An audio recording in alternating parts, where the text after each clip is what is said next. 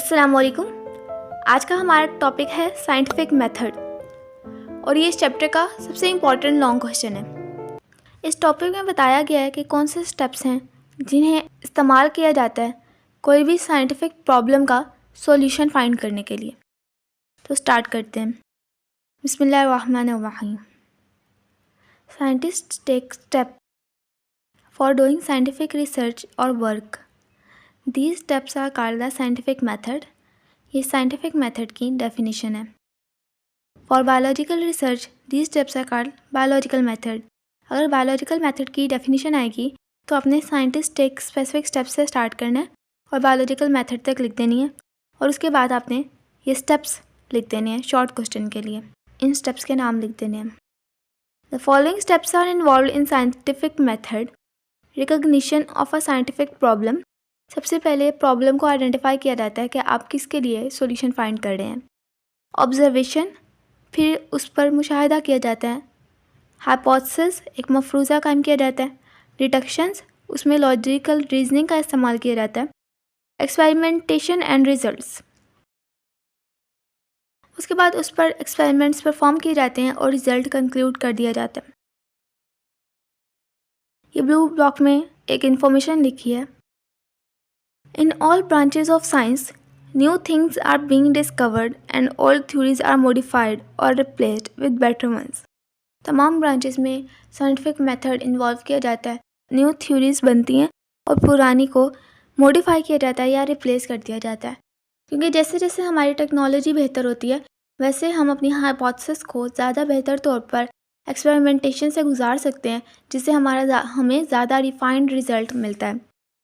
First step है recognition of a problem. The first step involves identifying and defining a scientific problem, specific issue और phenomenon that scientist want to investigate. इस step में हम identify करते हैं और define करते हैं कि प्रॉब्लम क्या है जिसे हम सॉल्व करने की कोशिश कर रहे हैं। Such problem is either asked by someone और comes in biologist mind by himself.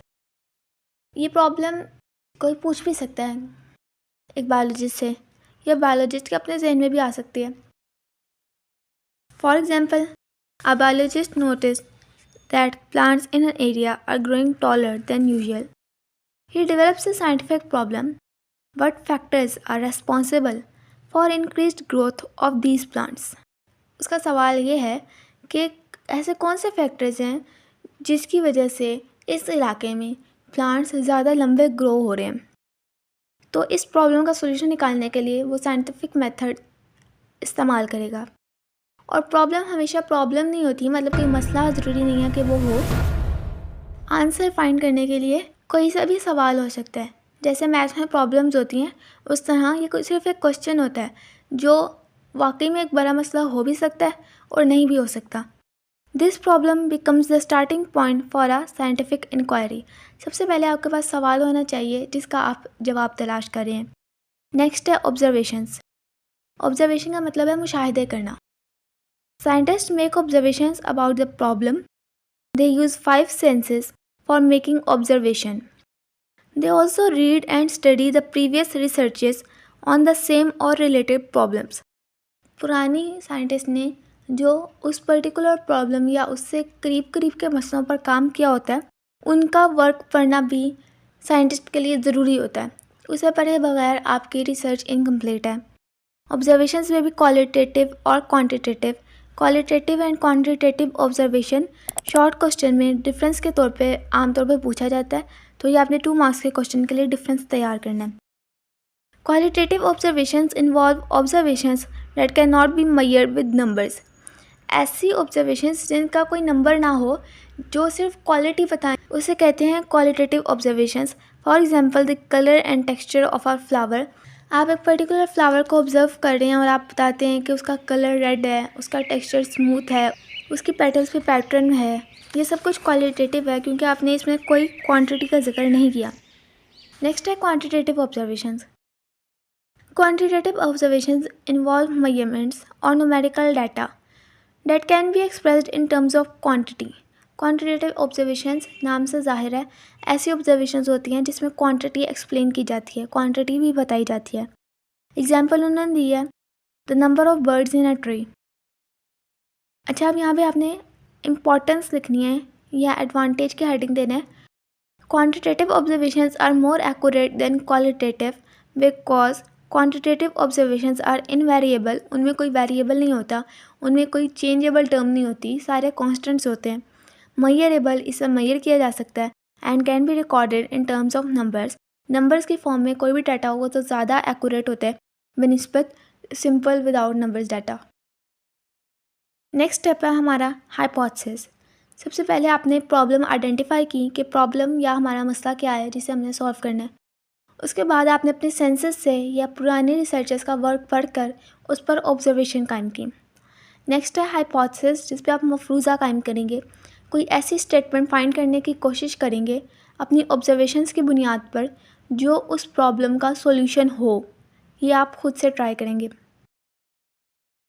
On the basis of observations, scientists develop a statement that may prove the answer of the scientific problem under study. ऐसी statement कायम की जाती है जो scientific problem का solution हो सके। सच टेंटेटिव आंसर, टेंटेटिव का मतलब होता है आर्जी। Such tentative answer of scientific problem is called hypothesis. Hypothesis की डेफिनेशन में आपने ये सारी ऊपर से लेके हाइपोथेसिस तक लिख देना है। Scientist make many hypothesis for a single problem.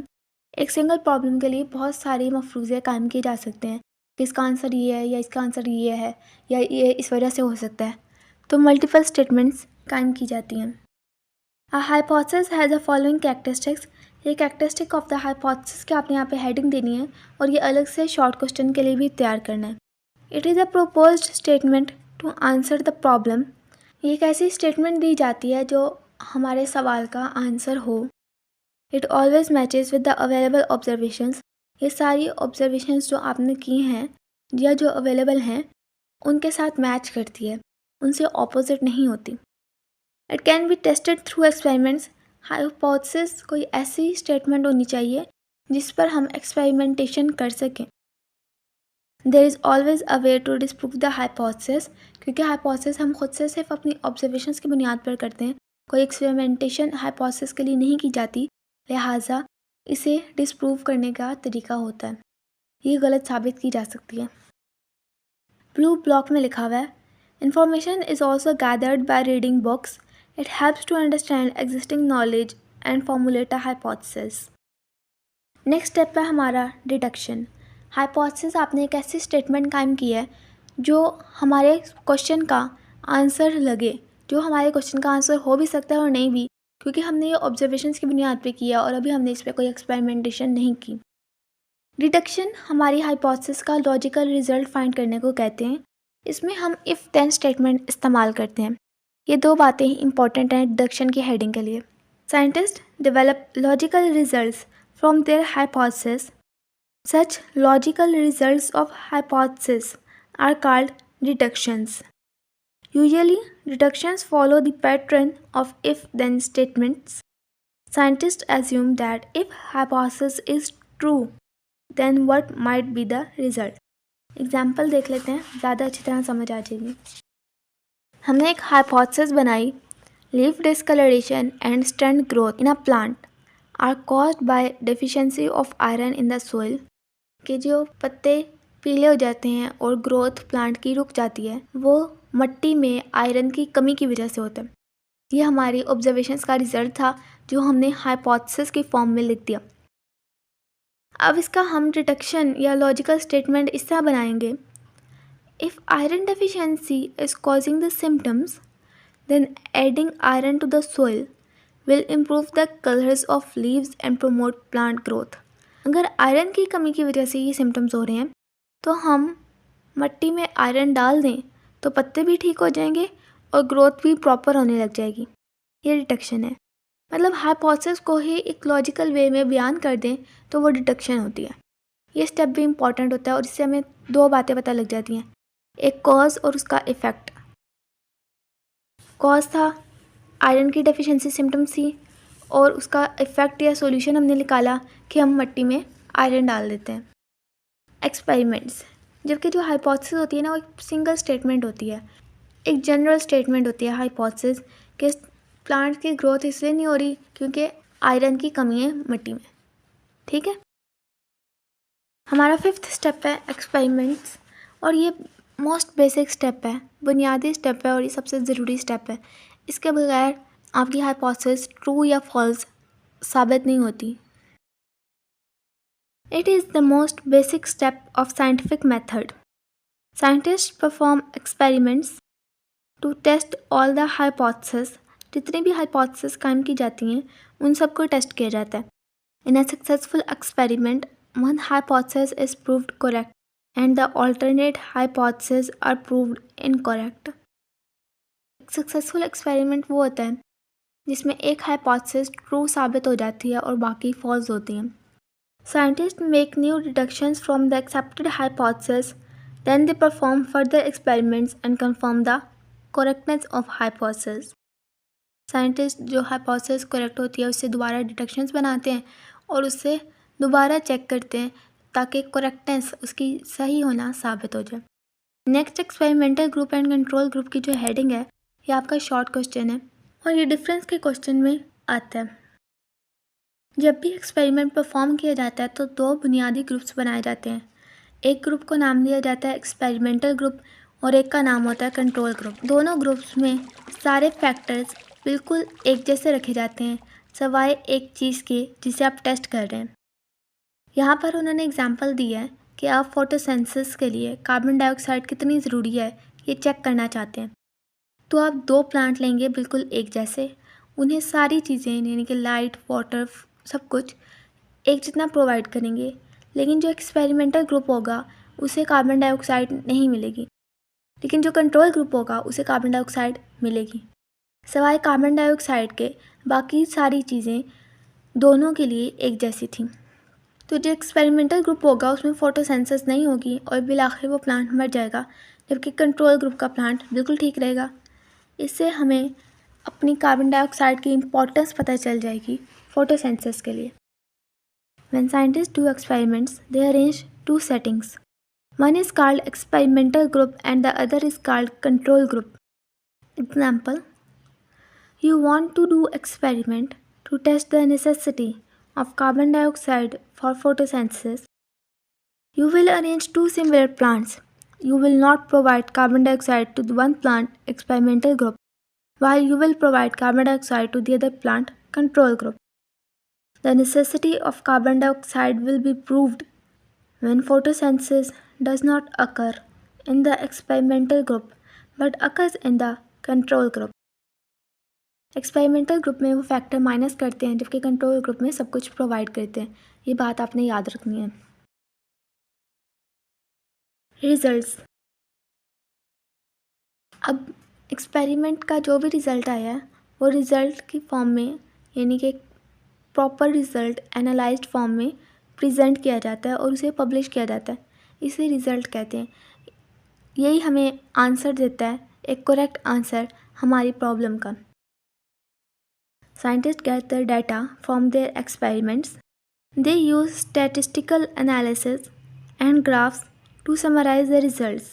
Scientists also include a list of all the references in the summary to acknowledge the sources of information. Data stat की हेल्प से एनालाइज किया जाता है और उसे मोर ऑर्गेनाइज्ड वे में present किया जाता है. इसके अलावा जो भी रेफरेंस सोर्सेज होती हैं वो भी प्रोवाइड की जाती हैं कि आपने कहाँ से कौन सी इन्फॉर्मेशन ली है. स्पेशली जो प्रीवियस साइंटिस्ट के आपने आर्टिकल्स पढ़े थे या उनका रिसर्च वर्क देखा था उसमें क्या इन्फॉर्मेशन दी गई थी, ये सब कुछ रेफरेंस के तौर पर लिखा जाता है. Scientist publish there findings in the scientific journals and books. जो रिजल्ट फाइंड होता है उन्हें साइंटिफिक जर्नल्स में और बुक्स में पब्लिश किया जाता है ताकि बाकी लोगों को भी वो रिज़ल्ट पता लग जाए और अगर कोई उस पर मज़ीद एक्सपेरिमेंटेशन करना चाहता है, कोई देखना चाहता है कि जो हमने रिज़ल्ट फाइंड किया वो ठीक भी है या नहीं, तो वो दोबारा एक्सपेरिमेंट कर सके. कुछ साइंटिस्ट होते हैं कि जब कोई न्यू प्रॉब्लम का रिज़ल्ट आता है तो उस रिज़ल्ट को वो दोबारा एक्सपेरिमेंटेशन से गुजारते हैं.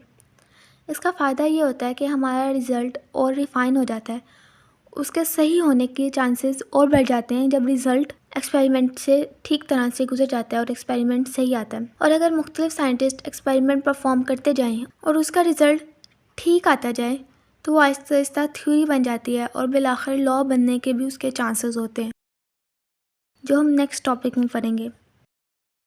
They also share their findings with other scientists.